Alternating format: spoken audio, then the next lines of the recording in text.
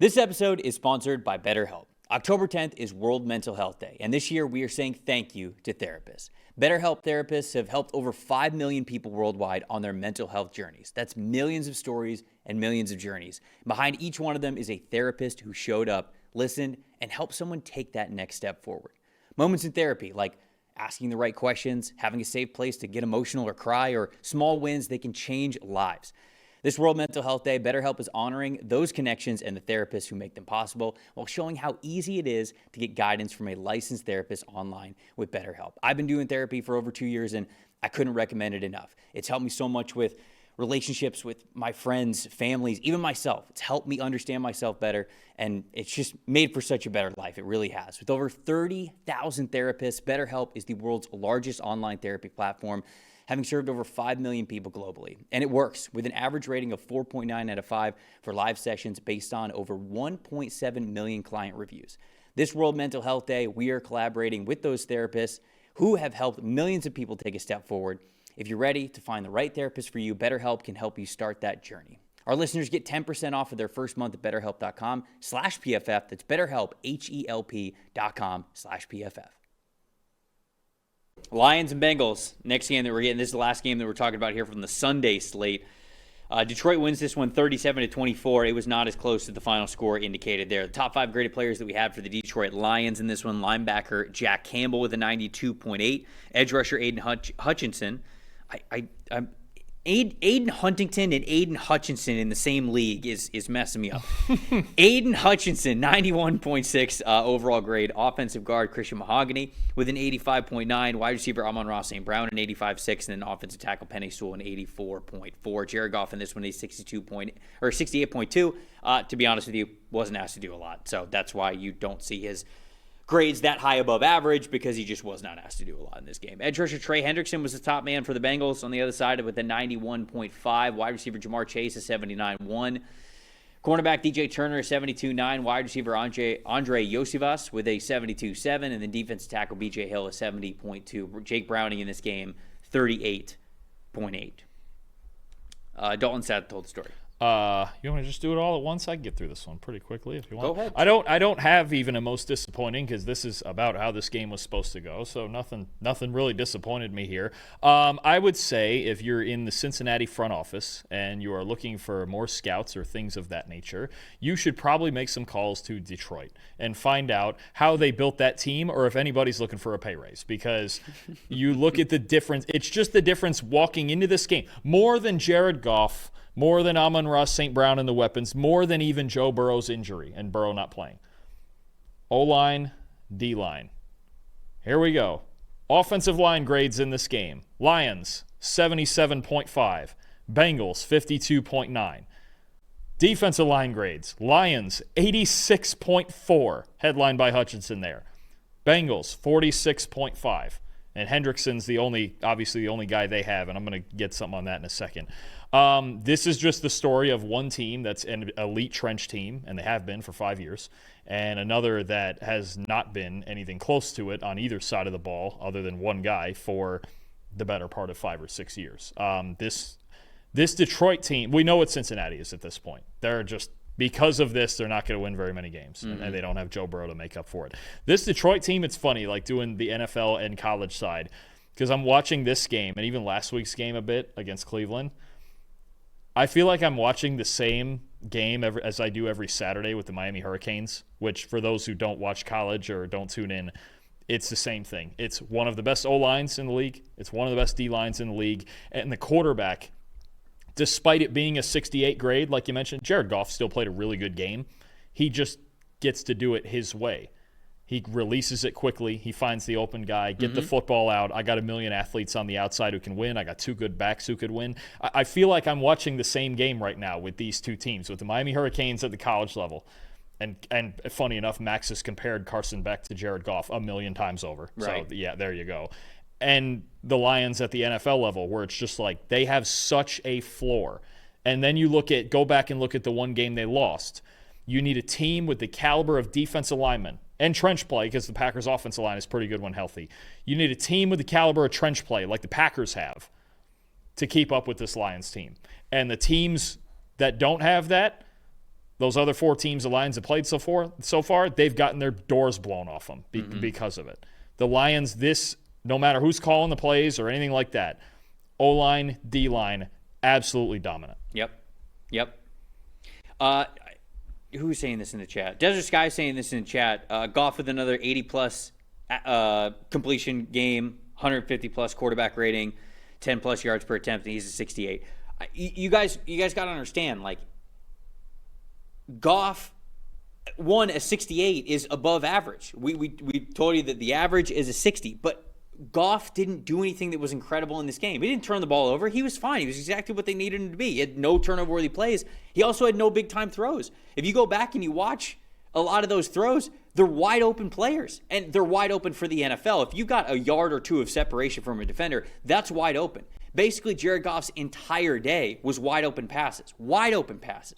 The play design's operating the way that it should. The play action's operating the way that it should. Jared Goff was extremely decisive. And because of that, there's just not a lot of difficult throws. And so I think that people look at that and they want Jared Goff to have like an elite 90 grade or something like that. He just wasn't asked to do that. Now, again, that's not a 68 grade from Goff in this game. We're not saying that Goff was bad. That's not the point of the grade. He just wasn't asked to do super difficult things. And if he's not asked to do super difficult things and he doesn't do super difficult things, then his grade's not going to be super high. It was 68 is well above the average of just a 60 and replaceable. He had some nice throws in this game, but when you're not asked to do difficult things, it's hard to have your grade skyrocket. So that's sort of I know that Lions fans get mad at us a lot because we don't have Jared Goff with this really high grade all the time, and it's just because Goff, there's a lot of instances where the offense is operating so well, it actually takes away from what would be the individual Jared Goff component of the process there. And we're not saying that every quarterback could do it. Obviously, he's in a fantastic situation in a fantastic spot, but it's a game-by-game situation. What the PFF grades are trying to do is they're trying to individualize what a player is doing every single game. So I just wanted to say that because I know that we get a lot of talk about Jared Goff's grades, and obviously he played very well in this one, but it wasn't a difficult game from him. He did what he was supposed to do. He did a little bit better than the average, even having a couple of throws that were a little bit tighter, but he was great in this game. Jared Goff was good in this game. Like, I'm kind of tired of talking about it. No, it's understanding the assignment. No, I mean, I get it. Oh, he went out there in completion percentage and he did everything he was asked to do. It just wasn't overwhelmingly difficult. You're right. I mean, not that we can sit here and say playing quarterback's easy, but against this defense and the quality of he only completed 3 throws beyond 10 air yards, right? So and we're not trying to knock Jared Goff. He had I know. I think right. You put it the best way you could. And actually, funny enough, this is the same thing that I get with Carson Beck in Miami. Why is he not the highest graded quarterback in the country? He does what's asked of him. Yeah. And he does it, and he did it what it was asked of him at an A+ level. He did. There's just not when you watch him and then you watch, say, some of the throws that Drake May or Jaden Daniels made this week. Tell me which one then gets, the higher. And look, there's nothing.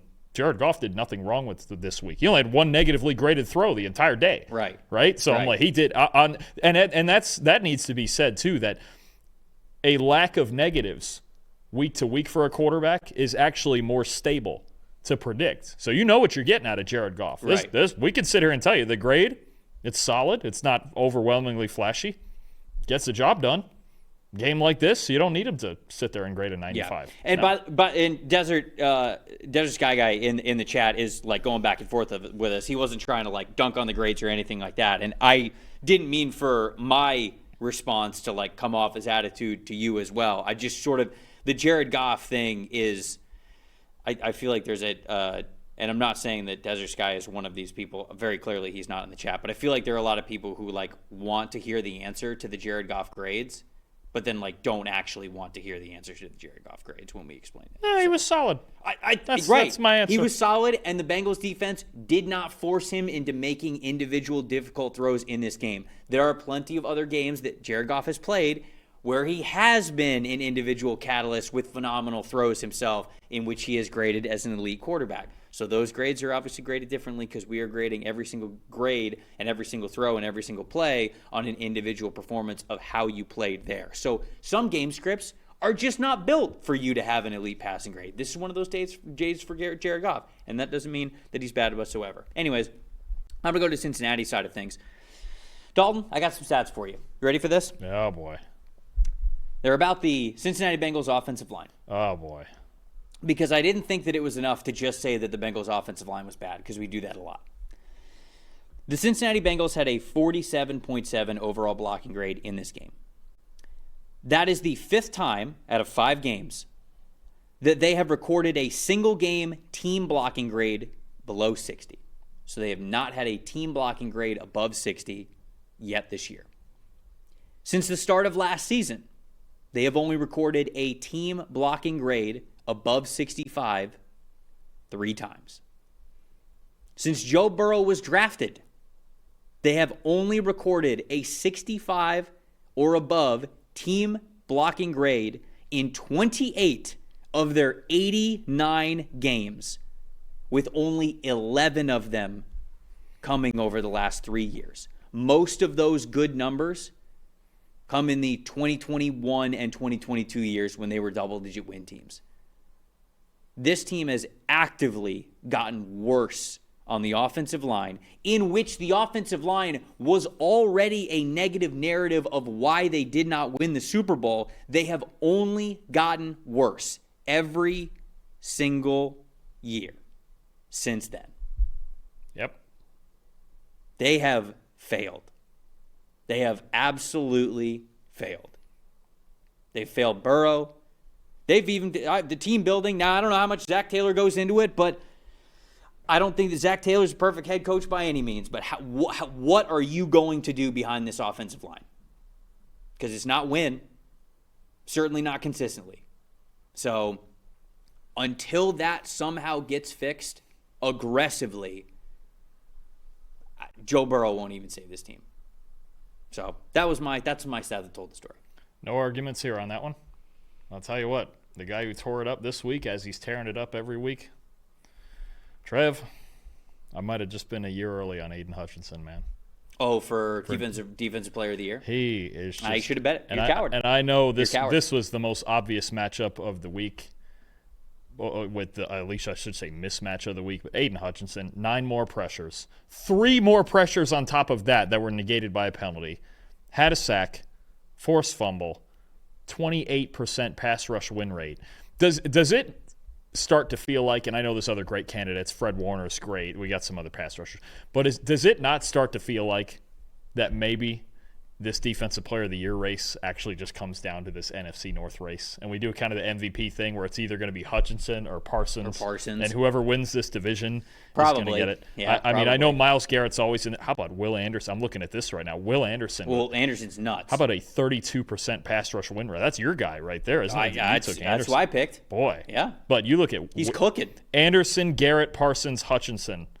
Daniil Hunter's right there too, because of course he is. But I mean, Hutchinson and Parsons being in this same division, boy, if I'm those other two teams, I'm kind of irritated that I have to block these guys. I'm being honest with you, man. I mean, Aiden Hutchinson looks every bit like he did last year before he got hurt. First of all, it's just great to see, but I mean, he's the X on top of the health of the entire rest of the defense. But he was always the X factor in this. Is if we have Aiden Hutchinson, we can pressure anybody. And they couldn't do that after he got hurt last year. And just to make sure that Lions fans know that I don't hate them, giving them their respect, their bounce back has been incredible after week 1. It really, not only after week 1, but losing both of your coordinators and then obviously going down to your divisional opponent, which had all the juice to start the season. They go 0-1 in that game. They don't look like the same Lions that we've seen, even for when they've faltered in years past. They have the number 1 EPA per play in the NFL since week 2. I mean, they have just absolutely bounced back, and they are on cruise control in Dan Campbell's offense, which I've been reminded by many Lions fans that it's always been Dan Campbell's offense and not Ben Johnson's. But they look good, and they're the best offense in the NFL right now. Most disappointing for me outside of the Bengals' offensive line, though, T. Higgins, through 5 games, has 158 receiving yards, just a 66.8 receiving grade. I get it. We just talked about the offensive lines being catalyst why. I get it. Jake Browning's the quarterback. I know. I'd still like more from a guy who is, top 10 paid wide receiver in the NFL? Somewhere in there. At least? Yeah, I have a hard time with that just because, they're struggling to block, and then this can't block a soul. I know. I don't want to be too hypocritical with it, but when I look at that, I watch these Bengals games and I go like, Jamar still gets his to an extent, but T doesn't. And I'm just like, I'd like a little bit more from that guy. I'd like a little bit more production. Yeah. So it's just something that I'm shouting out. Two quick things real quick. You just mentioned the comeback here for the Lions. Looks, 4 short weeks later, they're in first place. That's big time, right? And on the Bengals side, one more thing. Do we start talking about trades? For who? The Bengals. Sure. And I now that Tyreek Hill is out for the year, because that was the biggest name we thought was going to maybe get dealt. Mm-hmm. I got to think Trey Hendrickson is number one on a lot of teams. No question. They got to be. I know the Bengals are still only 2-3, and they're going to sit there and go, okay, we can win ball games, but 2-3 weeks from now, that might look a lot different. Yep. And I would sit here if I'm there's almost every contender. I'm sitting here going, I need Trey Hendrickson. Yeah. What do I get for that guy as a rental? Yeah. Before we move on, Desert Sky saying in the chat again, he's like, I didn't mean for it to sound like it was passionate or belittling y'all or the grades. Really appreciate you guys. Listen, as we we're all know, good, brother. I promise. As we know, we are great at starting arguments. Yes. We do it all the time. Yes. Don't worry. We are all good. We appreciate you. We appreciate you watching and listening. And I appreciate you voicing your opinion, getting in the chat. Obviously, it gives us something to talk about here on the show. So we're all good. I promise. We appreciate you. We really do.